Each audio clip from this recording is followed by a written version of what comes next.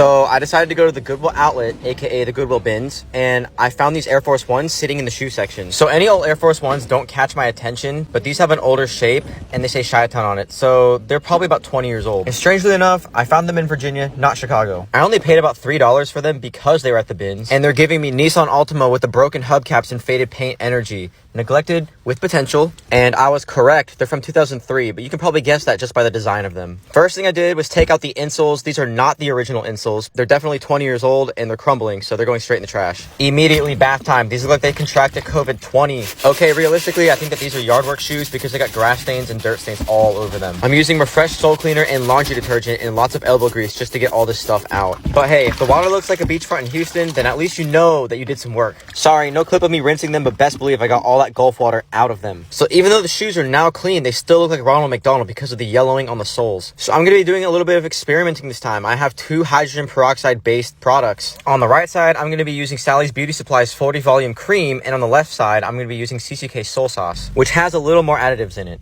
I'm going to give these at least 4 hours of sun exposure just to see if there's any difference in work. And bam, these switched back quicker than Ariana Grande could ever. It looks like the products have had the same result, but the CCK has done just a baby bit better. It works better for translucent soles like on Jordan 11s because those need multiple sessions. Trust me, I'm no scientist. I actually failed all my science classes in high school, but all I know is that this came from the computer community and it made its way into the shoe world. Those old 90s computers that look beige, they're really supposed to be white, so somebody found a way to do it with hydrogen peroxide. I can't just leave one side oxidized, so I'm going to do the inner side of the shoes, and I only have a couple hours of sunlight left, so let's see how well this works. Not to my surprise, the hydrogen peroxide based products did their job. I recommend you trying it on your yellowed Air Force Ones. You have nothing to lose. So with used shoes, you're always going to have the inner part of your heel all scuffed up. It's usually paint and dirt, but you can get this off with acetone. I would also like to add the comments that I get on some of my videos like this.